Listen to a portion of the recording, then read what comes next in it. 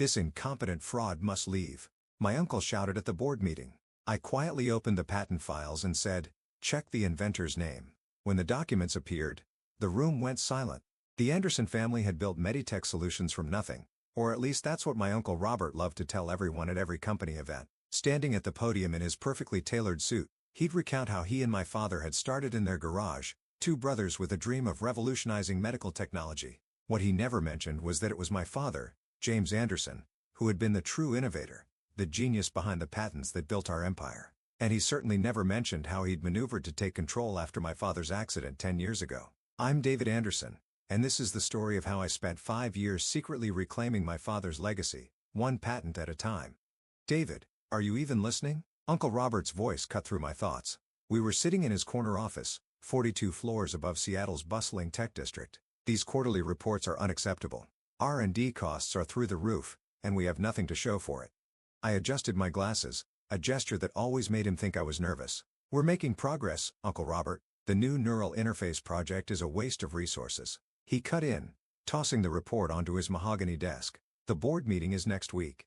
I need results, not promises. Or maybe it's time to admit that unlike your father, you didn't inherit the innovation gene. I get back my response. If he only knew that the neural interface project was already complete, its patents quietly filed under my private holding company, just like the last 3 failed projects he killed. Perhaps you're right, I said, playing my part. Maybe I should focus on something smaller. He leaned back, satisfaction crossing his face. I've been saying that for years. You're not your father, David. The sooner you accept that, the better. I gathered my papers and stood to leave. Through the floor-to-ceiling windows, I could see our company logo glowing against the Seattle skyline. Meditech Solutions, innovating tomorrow's healthcare. Oh, and David? Uncle Robert called as I reached the door. Clean yourself up before the board meeting.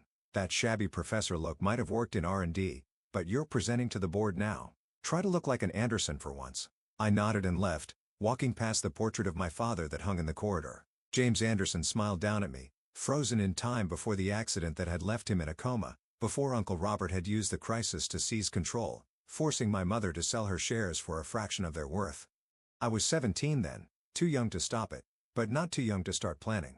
My office was 20 floors down, smaller, darker, and cluttered with the organized chaos of actual research. Sarah, my assistant and the only person who knew the truth, was waiting with a stack of documents. He fell for it, she asked, closing the door. I smiled, loosening my intentionally crooked tie completely. Has Marcus confirmed the patent office's decision? She handed me a sealed envelope. Came through this morning. All 7 patents approved, backdated to your original filings, the neural interface, the bioelectric mesh, everything. Your uncle has no idea they even exist. And the ownership structure, triple blind holding companies, just like the others. Even if they trace them, they'll never get through all the layers. She paused, watching me review the documents. David, are you sure about this? Once you reveal everything at the board meeting, I touched the photograph on my desk, my father at me in his lab, both of us grinning over some shared discovery. He tried to erase my father from his own company, Sarah, used a family tragedy to steal everything we built. And now he has the nerve to tell me, I'm not good enough to be an Anderson. While you've secretly developed more groundbreaking patents in 5 years than the company has in the last 10, she finished. I know. I just be careful. Men like your uncle don't lose gracefully. I locked the patents in my safe and turned to my computer, checking the special email account I used to communicate with my father's old friend, Judge William Morrison. The reply I'd been waiting for had finally arrived. Medical proxy transfer approved. You now have full legal authority regarding your father's care. Another piece falling into place. Uncle Robert had arranged for my father's care at a private facility, maintaining control over both his medical decisions and his remaining patents. He'd never expected me to spend years building relationships with the hospital board, documenting every neglectful decision, every mistreatment opportunity. Sarah was still watching me, concern evident in her expression. What aren't you telling me? The doctors say there's a new treatment, experimental, using technology based on Dad's original research that Uncle Robert buried because it wasn't immediately profitable. I met her gaze. There's a chance it could help him wake up. My God, she whispered. Does your uncle know? He will. At the board meeting, along with everything else, I turned back to the photograph. 10 years ago, he thought he'd won everything. The company, the patents, the Anderson legacy. He thought I was just a scared teenager who'd accept whatever scraps he offered. But you were already planning this, Sarah said softly. Even then. I nodded, remembering that first night after the accident when I'd found my father's hidden lab notebooks, when I discovered the truth about Uncle Robert's involvement in the equipment failure that had put my father in a coma. A scared teenager who spent the next decade becoming exactly what he wanted. The quiet, ineffective nephew who couldn't live up to his father's genius. The perfect cover for building something right under his nose. My phone buzzed. A message from Uncle Robert's secretary. Mr. Anderson requests your preliminary presentation materials by 5 p.m. I smiled, thinking of the presentation I'd actually prepared. Not the watered-down failure he was expecting, but a comprehensive revelation of every patent I'd secretly developed, every innovation he'd dismissed as impossible. Every piece of evidence proving that I wasn't just my father's son. I was his revenge. Sarah, I said, straightening my purposefully rumpled jacket, I think it's time we stop playing the part of the incompetent division. Call Marcus at the patent office. Tell him to prepare everything we discussed. Next week's board meeting is going to be educational. She nodded, already reaching for her phone. And your uncle? I looked out at the Seattle skyline, at the company logo my father had designed. Let him enjoy his corner office for a few more days. After all, the best revenge isn't just about winning. It's about letting them see exactly how badly they've lost. The stage was set. The patents were secured. And in 7 days, Uncle Robert would learn that the nephew he dismissed as a failure had been building an arsenal of innovations that would reshape not just the company, but the entire medical technology industry, all while playing the role of the disappointment he created. Sometimes the greatest power lies not in fighting back, but in letting them think they've already won. And next week, when those patent documents appeared on the screen, Uncle Robert would finally understand just how completely he'd lost the war he didn't even know he was fighting. The week before the board meeting passed in a blur of careful preparation. Uncle Robert, confident in his control, had no idea that every dismissive comment, every condescending gesture was being meticulously documented. Each interaction, another nail in the coffin of his carefully constructed lies. Your presentation materials are a joke, he declared, tossing my intentionally flawed preliminary report across his desk. Basic research any first-year intern could produce. Is this really the best you can do? I adjusted my glasses nervously, a gesture I'd practiced until it became second nature. I can revise it. Don't bother. He turned to stare out his window at the Seattle skyline. I've already asked Dr. Phillips to prepare a backup presentation.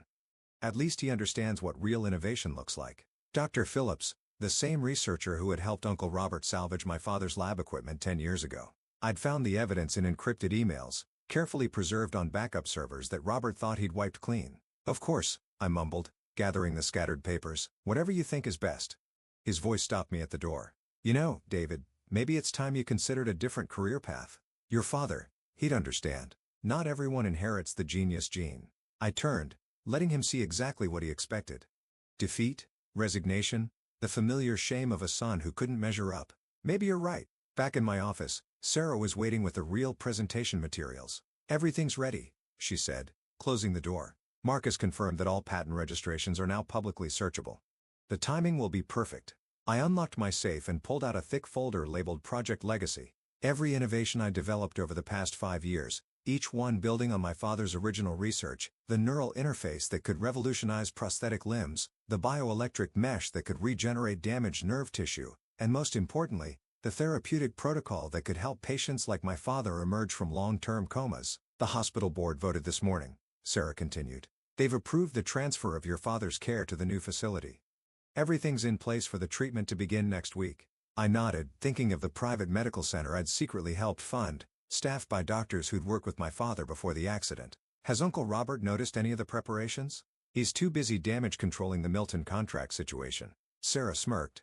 Apparently, their CEO was very upset to learn that their primary contact at Meditech has been developing revolutionary technology for a competing firm. That had been one of my more elegant moves, using a shell company to file patents that would directly compete with Uncle Robert's most lucrative contracts. The resulting stock volatility had the board nervous, making them more receptive to what I was about to reveal. David? Sarah's voice softened. There's something else you should see. She handed me a manila envelope. Inside was a police report from 10 years ago. The official investigation into my father's accident. Most of it I'd seen before, but one detail caught my eye. A witness statement that had been mysteriously deleted from the digital records. Where did you find this? Your father's old secretary finally agreed to talk. She kept a hard copy, afraid of what your uncle might do if he knew. Sarah pointed to a highlighted section.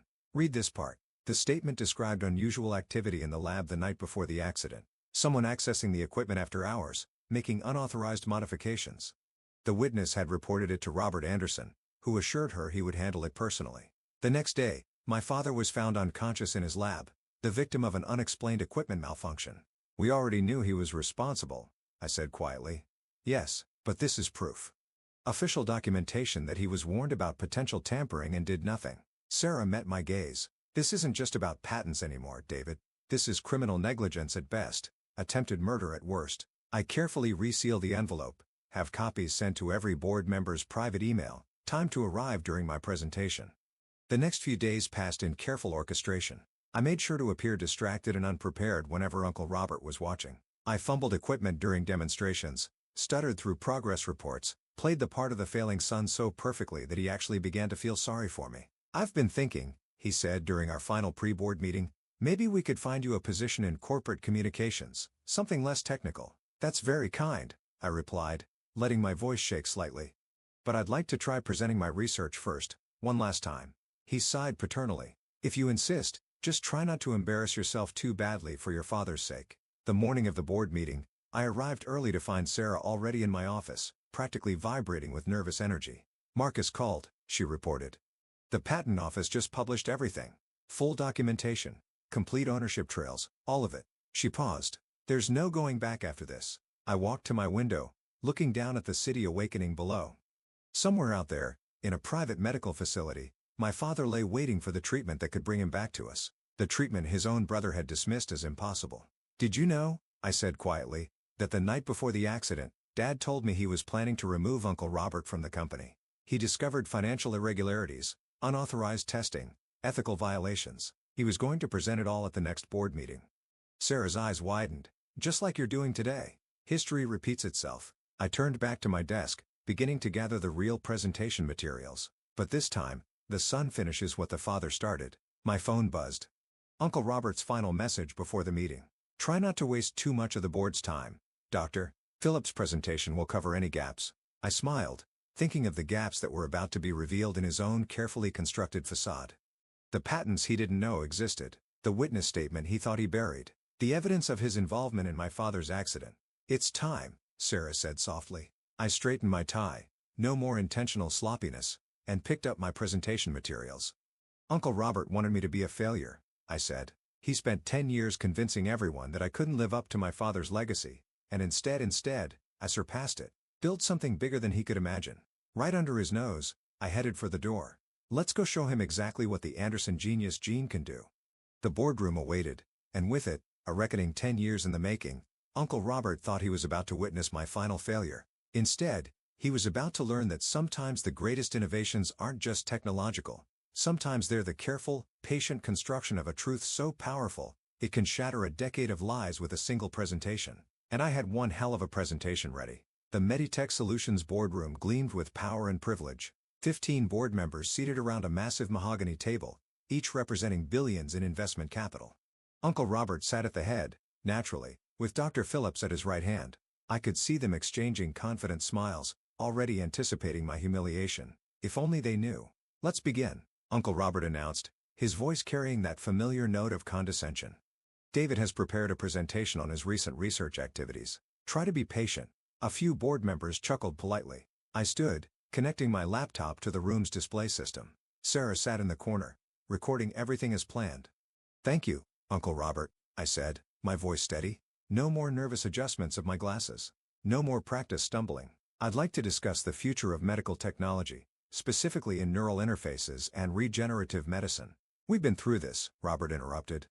Your preliminary reports showed no viable. Those weren't my real reports, I said quietly. The room went still. Those were what I wanted you to see. Just like you've spent 10 years seeing exactly what you wanted to see. A failure, a disappointment, a son who couldn't match his father's genius. I clicked to the first slide. Patent documents filled the screen.